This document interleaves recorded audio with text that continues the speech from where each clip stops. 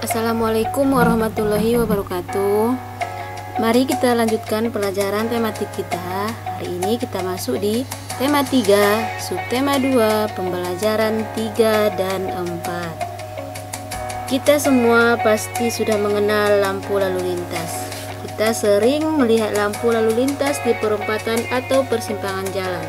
Lampu lalu lintas terdiri atas 3 warna, yaitu merah, kuning, dan hijau. Anak-anak, tahukah kalian siapa yang menemukan lampu lalu lintas?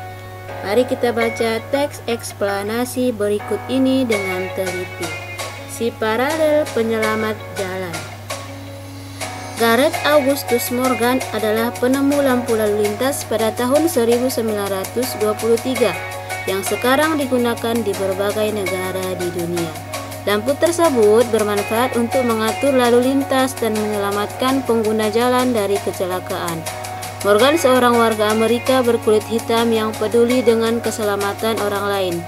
Ia terpanggil untuk menciptakan sistem lampu lalu lintas setelah menyaksikan seringnya terjadi kecelakaan antara mobil dengan kereta kuda. Lampu lalu lintas temuan Morgan menggunakan rangkaian paralel, berbeda dengan rangkaian seri yang disusun sebaris. Rangkaian paralel adalah rangkaian listrik yang disusun berderet, di mana masing-masing lampu memiliki rangkaian tersendiri yang terhubung kepada sumber energi. Oleh karena itu, apabila ada satu atau lebih komponen yang rusak atau dicabut, maka komponen lainnya akan tetap berfungsi tanpa gangguan sama sekali. Prinsip kerja sebuah lampu lalu lintas adalah terdapatnya 3 buah lampu yang saling terhubung secara paralel. Sungguh mulia tujuan Morgan menciptakan lampu lalu lintas. Dapat dibayangkan jika tidak ada lampu lalu lintas di jalur jalan raya yang ramai. Sebuah penemuan yang baik tentunya akan memberikan manfaat bagi banyak orang. Setelah kita membaca teks tadi, mari kita tuliskan informasi penting dalam setiap paragraf pada diagram berikut. Paragraf yang pertama sebagai topik masalah, Gareth Augustus Morgan si penemu lampu lalu lintas. Sedangkan di paragraf kedua sebagai deret penjelas, lampu lalu lintas temuan Morgan menggunakan rangkaian paralel, yaitu disusun secara berderet. Jika salah satu atau lebih komponen rusak atau dicabut, komponen lainnya tetap berfungsi karena masing-masing lampu terhubung dengan sumber energi. Sedangkan di paragraf yang ketiga, kesimpulan pesan atau pendapat penulis pribadi.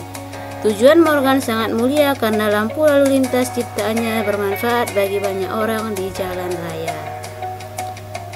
Pada pertemuan sebelumnya, kita telah belajar tentang penemu jam. Salah satu manfaat dari penemuan jam adalah membantu kita disiplin terhadap waktu. Bagaimana dengan kamu? Apakah kamu sudah disiplin waktu?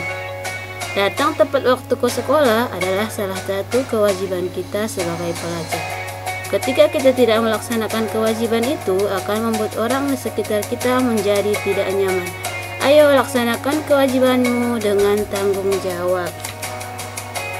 Anak-anak, coba amati gambar berikut ini. Di sini ada 3 gambar. Coba kita perhatikan, apakah mereka sudah melaksanakan kewajibannya dengan tanggung jawab? Dan apakah dampak dari yang mereka lakukan? Pertanyaan yang pertama, apa kewajiban kita sebagai pelajar? Kita perhatikan dari gambar yang pertama, membuang sampah pada tempatnya. Ini gambar yang pertama, kita perhatikan dulu. Apakah mereka sudah melaksanakan kewajiban sebagai seorang pelajar?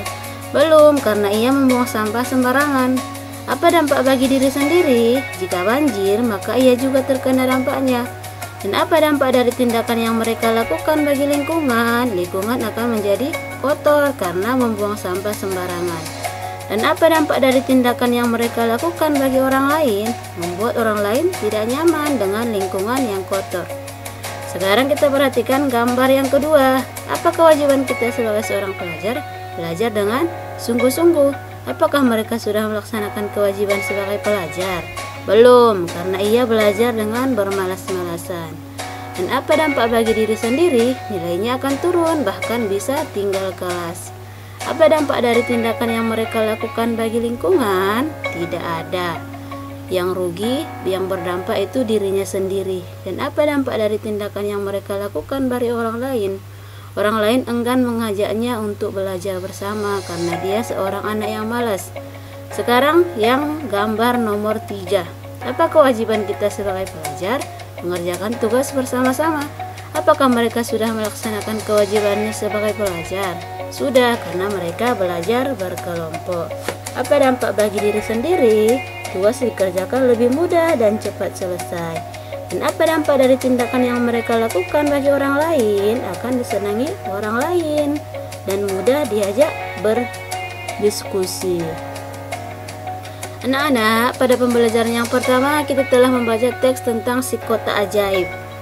Kamu telah menemukan kalimat tidak efektif pada teks tersebut, yaitu kalimat yang bercetak miring. Kalimat efektif adalah kalimat yang sesuai dengan kaidah tata bahasa, baik ejaan maupun tanda baca. Kalimat yang efektif mengungkapkan gagasan sehingga mudah dipahami. Ciri-cirinya, kalimatnya hemat, maksudnya tidak menuliskan kata yang bermakna sama, tidak bertele-tele. Contohnya, para tamu-tamu duduk di kursi. Perhatikan kata para. Apa makna dari kata para? Dan perhatikan kata tamu-tamu. Apa makna dari kata tamu-tamu? Kata para menunjukkan banyak dan tamu-tamu juga menunjukkan tamu yang banyak. Kita dapat menghilangkan salah satunya. Jadi kalimat efektifnya adalah tamu-tamu duduk di kursi, atau bisa juga para tamu duduk di kursi.